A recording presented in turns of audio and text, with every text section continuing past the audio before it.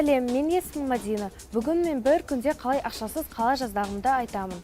Егер сіз бір кезде қажет жоқ зат сатып алып, балам, қызым, телефон жоғалтып алдым, тез ақша жібер деген хабарламаға сеніп қалсаңыз, немесе бәрі алып жатыр, маған неге алмасқа деп ұсынысты қабылдаған болсаңыз, бұл видео сіз үшін. Кеттік. Нанға шығып едім, нәтижесінде 2 шоколад. Қалтамда минус 2000 теңге.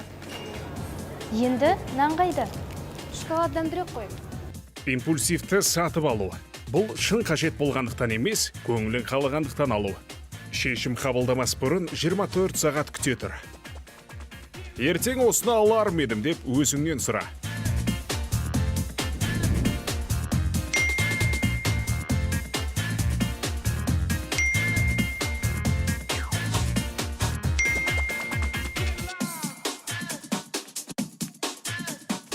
Әрине ақша жібердім, анам деп тұрса. Сөйтсем, анам үйде манты жеп, жайбарақат отыр екен.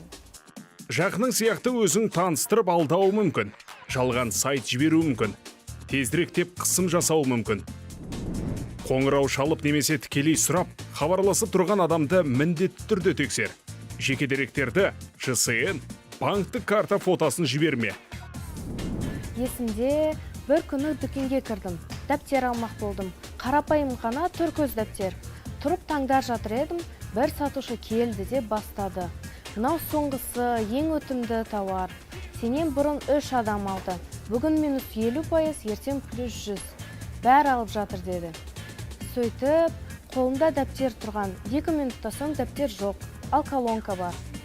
Міне үйде отырмын. Колонка жылтырап тұр, ал дәптер әлі жоқ. Тіпті істер тізімін жазатын жерде жоқ.